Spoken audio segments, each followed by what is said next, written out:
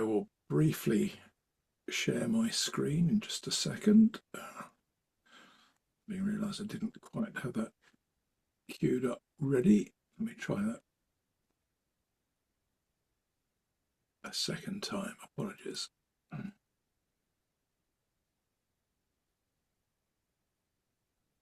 Okay, that should be better. So welcome, as always, to our weekly call. This week, as I trust you're all aware, we're going to be talking about the extraterritorial reach of the NIS2 directive, specifically Article 28, I was about to say 38, which might alarm Mark Robertshaw, who's sort of come on to the call to sort of talk about that topic. So it's definitely Article 28 of the NIS2 directive.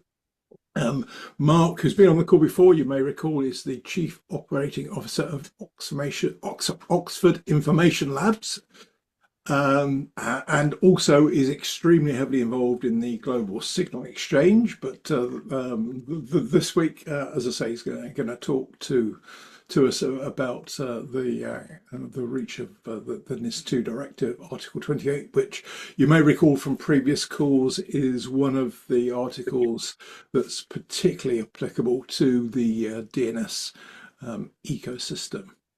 So if I stop sharing. Welcome, Mark. Thanks for coming on to the call once again. Yeah, let me hand over to you to sort of tell us all about the extraterritorial reach of the directive, which I'm really looking forward to. Brilliant. Thank you very much, Andrew, and great to be with you again. I've been with you before. Many of you will hopefully have met me before. I'm also delighted today to be following on this talk from a more general talk, which I think my colleague gave a few months ago about the NIS2 directive. And I will say, in full sort of disclosure, I'm a technical guy, not a legal person. So my sort of legal knowledge of the ins and outs of the NIS2 directive are somewhat more shaky. But what I want to talk about today is much more a sort of interesting study we've done on the extraterritorial impact of the NIS2 directive. So we're going to look at a little bit of NIS2 background and how it intersects with domains briefly, and then look at the project. And apologies in advance to those who are in the same time zone as me in the afternoon, that it is going to be reasonably stats heavy today, but hopefully we'll be able to go through and make some sense of some of the stuff that we found. So jumping straight in. So for those that haven't come across the NIS2 directive, I'm sure many of you have.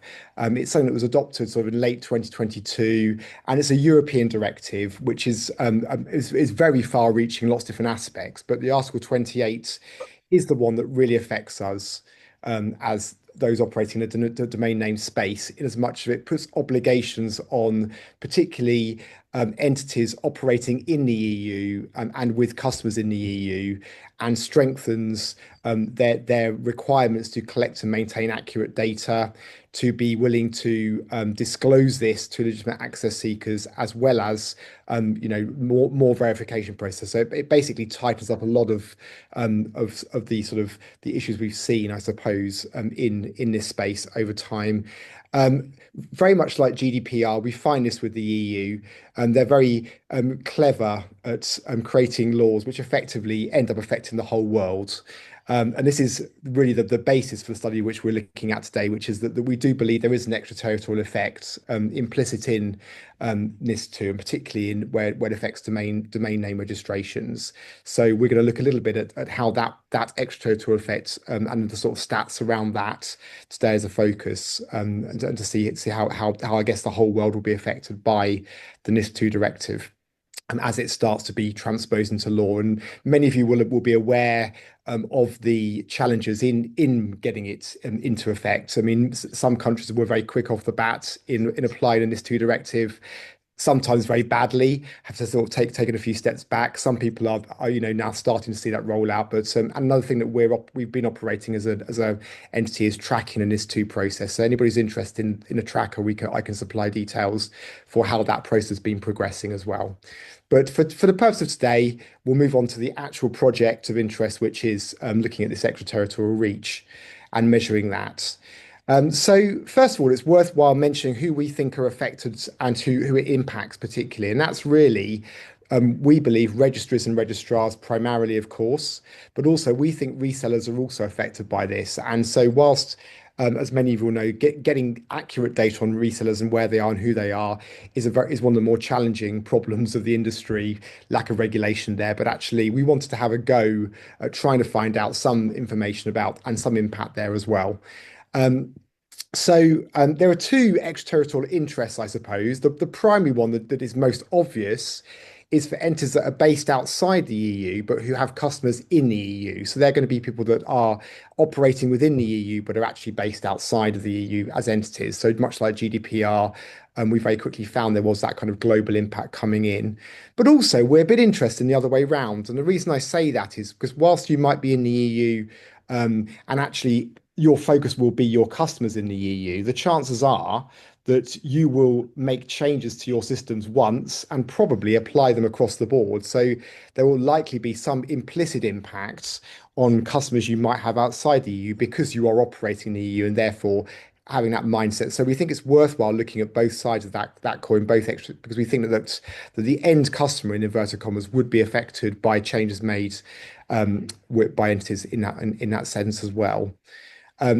So moving on, in terms of our methodology, what we did was we looked at a 90-day period, which is about 8.1 million domains, and we looked at effectively bulk registration data of that set. So we started with the zone file additions, which we saw, so effectively new domains over a 90-day period. And we then did a sort of a bulk registration lookup on those domains, identifying where we could registrar, the registrant countries and resellers, where the reseller field was completed in registration data, which, as many of you will know, is quite a relatively small percentage, but obviously gives us some indication of reseller information as well.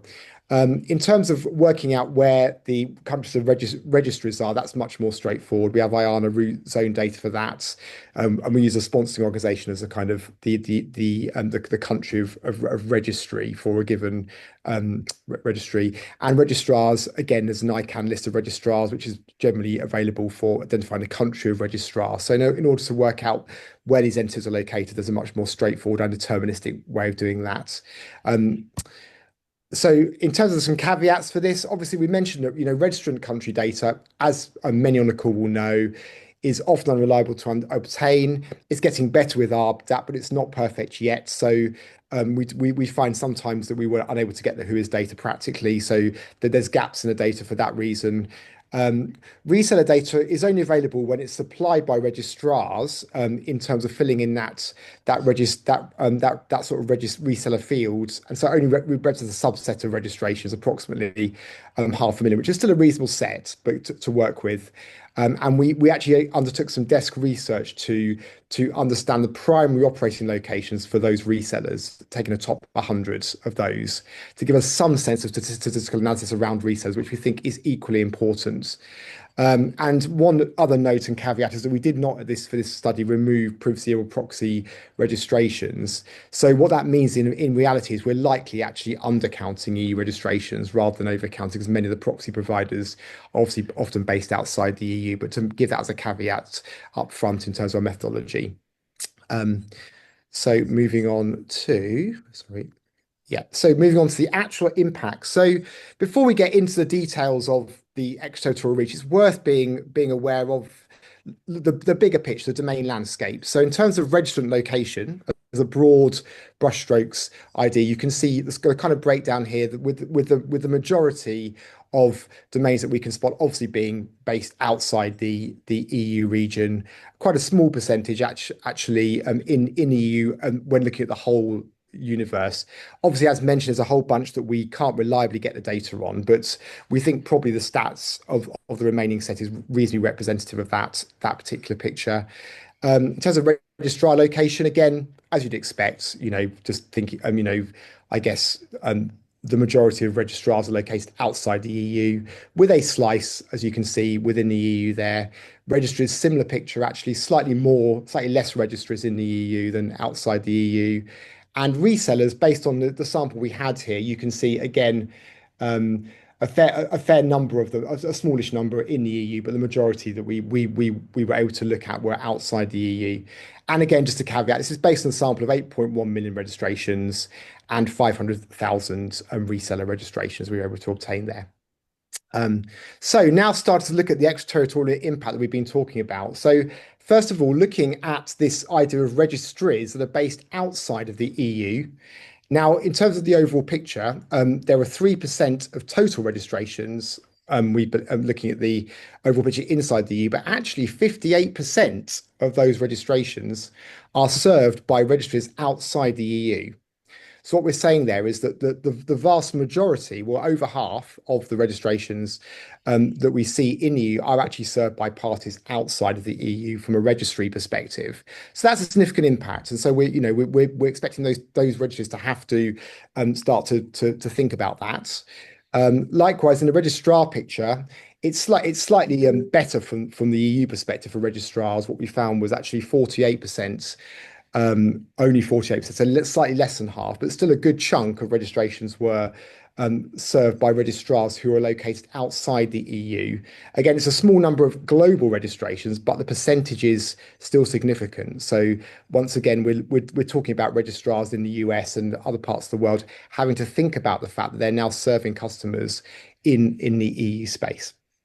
Finally, looking at resellers, again, we haven't got so much data about that. The data that we were able to obtain, less than 1% actually of total registrations were in the EU, and only 13% of the sample set we could find were served outside.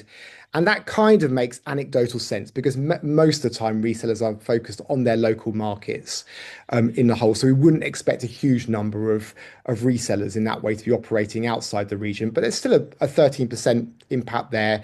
And if we consider resellers to be part of the mixture of people that are processing data, in many cases holding customer records in that way, they would be subject to these kind of to the NIS2 directive as well. So it's important to think about those as well. Going the other way, this is where this is not strictly the side of it that's directly affected by the directive itself, but nevertheless, we think that many of these operators would make changes to their customers once and would implicitly affect customers outside the EU. There's a whopping 70% of registrations made by registries in the EU which are located outside the EU, and that would make sense given the population of people outside the EU. But there is a bunch of potential customers, much like GDPR, who would be impacted if companies especially registries based in the EU, make changes to their systems which would affect everybody. In the registrar sector, we see a similar picture. I mean, in this case, 29% of registrations outside the EU. That again, that's sensibly less because many of the registrars located inside the EU may well be operating with local CCTLDs and other which would maybe give you more of that sort of picture.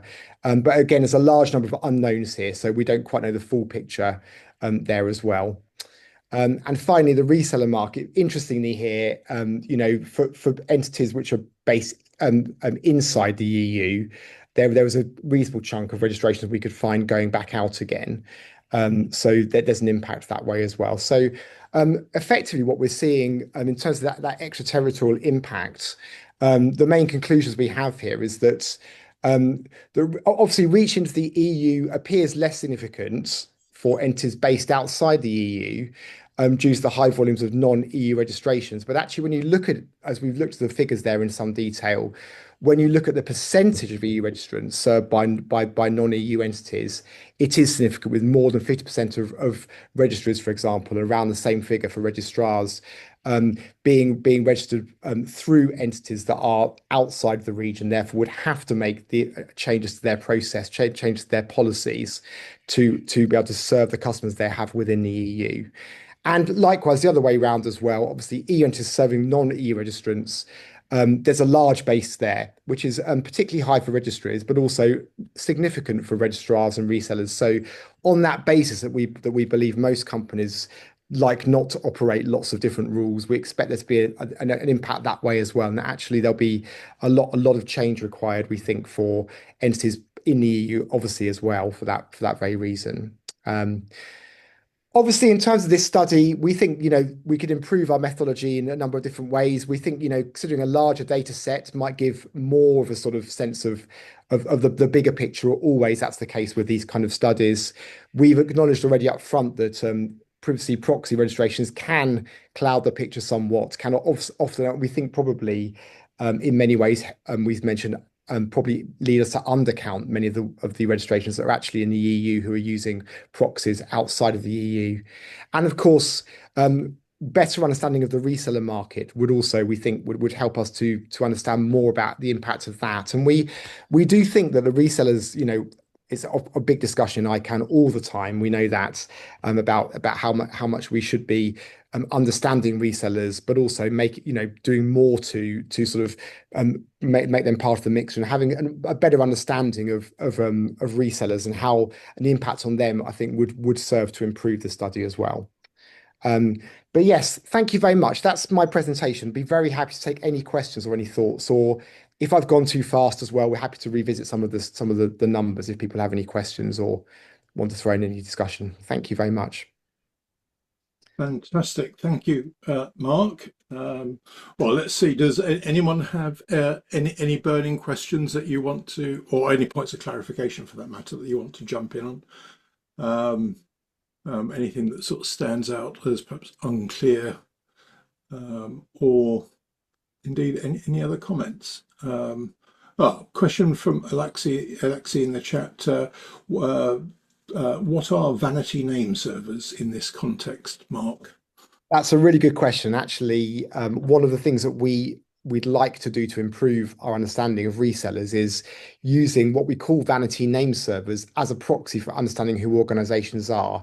And what I mean by that is most reseller organizations will use name servers which in some way contain their brands.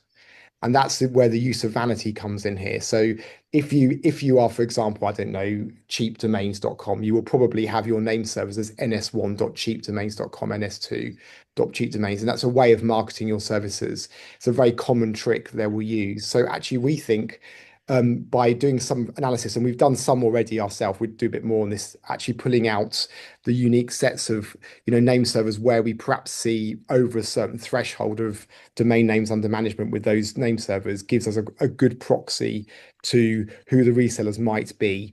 Now, of course, there are a bunch of people who might be, for one better word, domainers who also use a similar approach, who may not be technically resellers, but it's a kind of approximate approach, and hopefully that answers the question a bit. Okay, thanks for that. Feel free, Alexi, to jump in. As you just said, so might some resellers be using someone else's name servers then, Mark?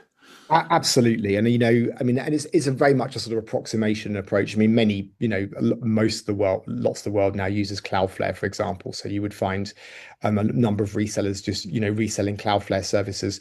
But there is still a bunch of, we think, a significant chunk of the market who still see the benefit of using their own brand to identify their services in that way. Yeah. Okay. Well, hopefully that sort of clears that up. So just going back to the presentation then, I know it's very early days, and I've shared the link to your NIS2 tracker, which Emily talked to us about a few months ago, if I remember correctly. So there's still some way to go in implementation, even though we're technically past the implementation date for NIS2 by the EU member states. But from the stats you've presented, it seems as if at the point where it's widely implemented, then it will have sort of a notable extraterritorial impact, unless people really tightly segment their systems in ways that, as you said, I think pretty much at the start, they didn't appear to do so much for GDPR. So unless they have separate systems for separate markets that are being served, probably quite a large chunk of the market will be sort of NIS2 compliant everywhere. That's right. considerably cheaper. Yeah, that's right. So I think we saw that very, very clearly with GDPR after a very short period of time, either where initially services were switched off in some cases, and then very quickly were, well, we've got to sort this out. And I think, the one way is very clear in that, people who are based in, say, the US with EU customers will have to implement services, and inevitably that's a kind of, that's the GDPR thing. But equally, as we say, because many of these entities work on such tight margins, we ourselves run a small registrar, so we understand this problem. Is actually, you're not going to make changes twice, and you're going to say, well, actually, I've got to do this for the EU people. I'm going to just have to do it for these people as well, just practically. So I think there is definitely a bigger impact there. Yeah. Yeah. So unless some of these requirements are mutually exclusive in other countries, so they're not allowed to, then the path of least resistance will be, to work to the highest common denominator, I guess, across the markets that any given organisation serves. Absolutely. I see Alexia's got a follow-up question on the reseller point. Might some resellers be using someone else's name servers but with their own vanity names with a quad A records pointing to someone else's name servers? Yeah, and that's very common, and I think the point being that it would be the registration data that gives the hint, and so it's that first hit that we would get from an RDAP query or a legacy whois query that gives us those initial name servers that is the trigger there, and that's the advertising point for a reseller really. So whether they're behind the covers, they're then white labeling Cloudflare or somebody else is kind of irrelevant from this perspective, because actually we've already got the hint as to who they might be, and we can then reverse the brand back to a potential reseller. And that's our thinking about a way of doing better in terms of identifying who these resellers are in the market. Great knowledge. I'm impressed. This is probably where not being a lawyer but being a technologist is advantageous for this particular presentation. I guess. Yeah, I've blocked all the hard questions. Yeah, no, it's good. Yeah. Okay, let me just poll everyone then. Anyone else got any questions or comments that you want to come in on, or indeed any experience of perhaps some of the early implementation of some of the NIS2 sort of compliance requirements, or is it perhaps just too early for most people?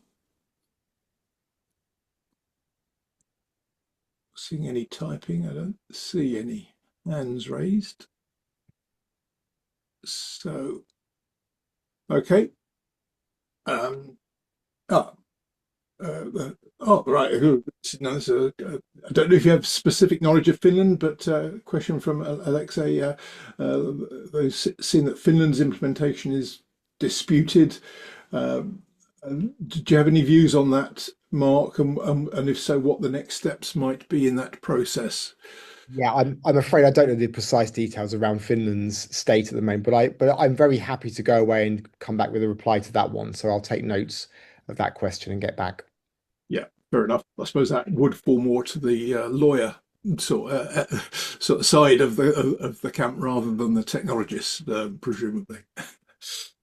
Indeed. Yeah, showing it's a true partnership, which is what we need. Fantastic. All right. Well, look, let's pause there. We can always come back if there are any further questions. But hopefully that was useful and has sort of set people to think about the relevance of NIS2 for some of you, even if you're based outside of the EU, given you're serving markets within the EU.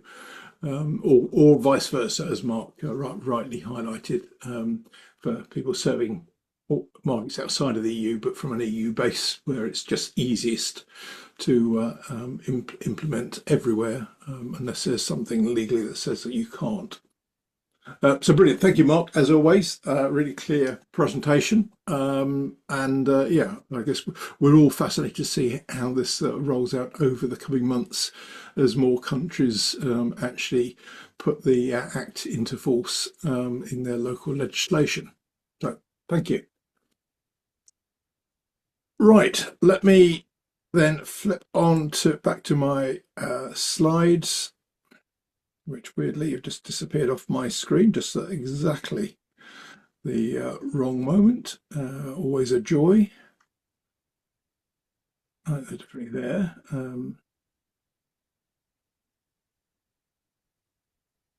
There they are. Right, okay. Right, so I'm resharing my slides. I'm just going to go through a few recent developments, which shows quite a lot of interesting stuff this week, which many of you would have seen in the weekly headlines earlier today. If you don't get that, if you're not on the mailing list and want to be added, just ping me a message and I'll be happy to add you. Firstly, following up on our discussion about bizarre and unusual uses of the DNS last week. A sort of point that came up in that discussion was whether or not it would make sense to block text records to end user devices on networks to avoid some of the sort of downside risks of things like the use of text records to disseminate malware. And David sort of followed up on that with a post, the link which you can see on the screen, just exploring that topic further, which made me wonder whether it's a topic it will be worthwhile spending a bit more time on on a future call. But it was good to see, David, that you sort of gave that matter some further thought. I don't know if there's anything you wanted to add specifically on that, so just pause in case you did want to jump in and say anything, but don't feel like you need to if you don't want to. People can obviously read the post at their leisure, but if you wanted to jump in, please do. Yeah, I'm happy to. What I was just going to add here is in the future, if there is any interest in a post-deployment follow-on to see how it's impacted, I'm literally running in a bunch of networks and then just keeping a live log of, is there anything that I'm breaking? And that's, of course, when you are proactively secure, that's always the risk that you have as a false positive. So I'm hyper aware and alert on what I might have broken, but it's only being deployed on proactively secure smaller networks that can sustain that kind of correction. But so far, I have not had a single false positive. Mind you, it's only been running since Friday morning. But it's interesting that it actually is an idea that worked to be able to work. So I have Peter to blame for derailing my entire week just to make this happen. So thank you, Peter. That's why we both got sunburnt. Yes. Well, I'm impressed that you managed to get that out so quickly, David, and it will be really interesting to see if when you've had sort of it running for a little while, whether it does indeed break anything, because if not, it seems like an eminently sensible thing to do. Now we've learned that there is malware distribution and AI prompt injections using text records. Yeah, a whole different attack surface. So yeah, we'll watch that with interest. Thank you. Yeah, also there was sort of further sort of articles sort of talking to Infobox's recent 2025 DNS threat landscape report. And a couple of reports doing some sort of benchmarking. The first one on this screen, at the bottom of the screen, was the sort of title, "The Safest and Fastest Free DNS Servers of 2025." And often these articles are pretty superficial, if I'm honest. So I took a look at this one with some skepticism and was pleasantly surprised to see it covered a number of open resolvers, not just the obvious ones, some more niche operators, but then sort of use a number of tools, including DNS Jumper and DNS Benchmark, and one tool that does personalized resolver recommendations, Namebench. So it was interesting to see references to those tools in particular. In the article, which is why I added it to the list this week. There's a piece from Quad9 on the sort of some sort of negative thoughts around using the sort of internet infrastructure to block content. Um, and yeah, one of the things I pulled out from that, because the comment about the cost of doing the blocking is borne by providers of infrastructure, but the benefits accrue to typically rights holders of content or others. So I think you might be interested to know that certainly, I believe it's still true in the UK. Where ISPs are required via a court order to block access to content, they can recover the reasonable costs of implementing those blocks from the rights holders. So there's at least a cost recovery of reasonable costs as part of the legislation. So I just thought that was useful to flag. Also, sort of the second of the benchmarking things that caught my eye, DNS performance analytics and comparisons from DNS Perf, which looked at a range of different categories of operators, so 38 authoritative providers, 13 public resolvers, and 13 root servers, so all 13 root servers, again with a range of measures covering sort of several categories for each of those three groups. So yeah, in total 38, 48, 58, so it covers 64 different operators across those three categories. So I thought it was interesting to see the stats, so hence sharing it.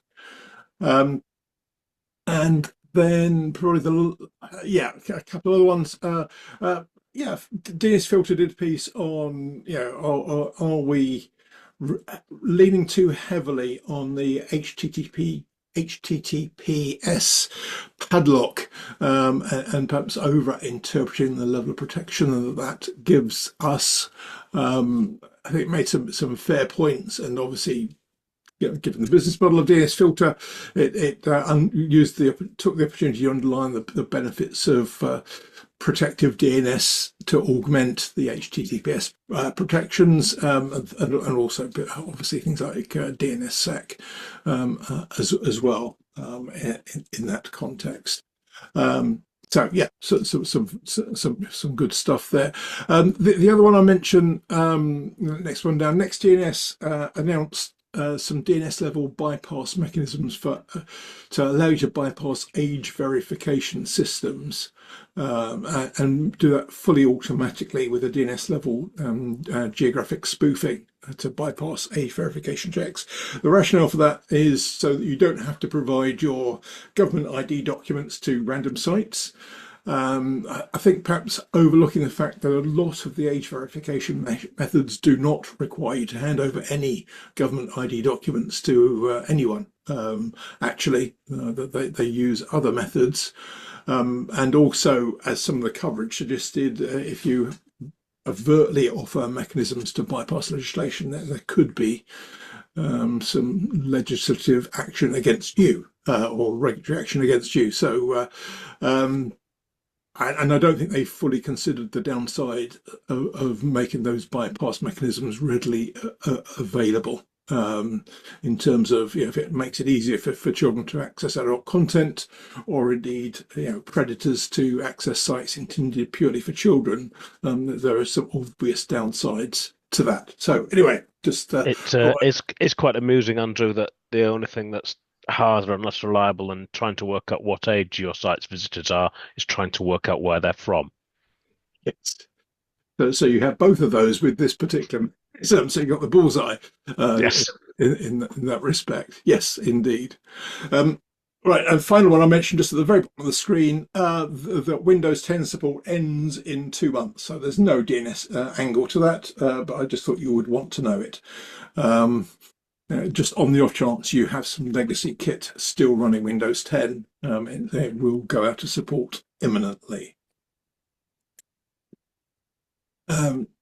Okay, some other stuff, I won't go through these other than the first one, slightly depressing article on who does sort of Gen Z trust. It turns out that influencers will be my lazy sort of summation of the Mozilla blog post, which is, say, rather than news sites, etc. So somewhat depressing in my view, given the relatively vacuous nature of some of those influencers. In my opinion, why anyone would want to trust them is beyond me. But maybe I'm being old and grumpy, perhaps. So that was that. Yeah, there's some other stuff that caught my eye, but you can obviously look at those at your leisure post call. And I can see, as Tam's put in the chat, that the latest version of the Deleg draft was published on Friday, which is good to see. And Tommy, I think. Reminding us of another good reason to upgrade from Windows 10 to Windows 11 if you want support for encrypted DNS at the operating system level. And Josh turning a negative into a positive by saying we should all become TikTok influencers and then we can influence the kids. Seems fair. Can't see what could possibly go wrong with that plan. Okay, just a quick reminder on a couple of deadlines. So first one was extended today. So the deadline was today for submissions to the RSA conference, which takes place in San Francisco next March. And that's been extended by a week from today. So it's still not too late to put in your submissions for presentations well, if it's the same as last year, 44,000 people from the cybersecurity community when they gather for the annual conference next March. Various other things coming up. The next most immediate one is if you want free tickets to attend the next RIPE meeting, you've got to write an article and win a prize. And the deadline for that is not so far away. It's a couple of weeks, 3 weeks roughly, 5th of September. So that's coming up soon here. And there's some other things further out than that, which I won't talk to at the moment. And then the next sort of relevant event I'm aware of, which I mentioned, I think on the last call, is OSNOG. If you fancy a trip to Melbourne at the beginning of September, or APNIC at Da Nang also at the beginning of September, and then OARC in early October, and the IAB workshop, so IAB W3C workshop on age-based restrictions on content access, which is also that's at the beginning of October as well. Okay, I think that's everything from me. Other than a reminder, call next week, we're going to be talking about associated IP prefixes for domain names with at least one of Tommy, John and David, possibly several, or maybe even all three. This is linked to Zero Trust and the DNS and the sort of common requirement that came out of, I think, the separate work that both Adam Networks and Microsoft have previously done, and this sort of led to a proposal for a standardized way of sort of imparting that information. So you can learn more about that on the call next Monday. So I think that's probably everything from me. So let's, other than to thank our sponsors, DNS OARC, for the long-term sponsors for the call, but let's just pause there to see if there's anything that anyone else wants to talk about. So Tom, as you raise your hand, do you want to jump in? I think I've realised why the youth of today don't listen, and it's not because I'm not on TikTok, it's because every time they talk about something where they're complaining about their computer, I hold up this old 3Com ISA network card and say, in my day, this were all fields and we had to use these things, that drivers came on a floppy disk, etc. And they just switch off after that. So is why you should hold up an authentic 8-inch floppy disk, not even one of those newfangled 5 1/4-inch ones, just to really impress them. Yeah, fair point. Brian, oh, okay, that's interesting. I hadn't seen that. look, you're saying that the automatic bypass of age verification has been deleted, you think? Okay, I will. The post about it on x.com, I assume the feature's still there, but the post isn't. Or Okay. maybe I'm not allowed to see it because I haven't verified my age. I don't know. Who knows? So that's really interesting. Okay, I will investigate that post call to see if it is indeed still there. It seemed to be yesterday, but who knows? Maybe in response to feedback, they've had a rethink, but we'll find out. So yeah, that's timely. Okay, anything that anyone else wants to raise before we wrap up the call slightly earlier this week? Seeing any other hands raised? No, can't see anyone else typing. No. Well, in which case, thank you, Mark, again for your excellent presentation. I hope that was insightful for everyone. I'm sure it was. Have a fantastic week, everyone, and look forward to catching up next week when we sort of learn some more, as I said, from sort of Tommy, David, and or John about their internet draft. So look forward to seeing you all then. Have a great week. Bye, everyone. Bye-bye.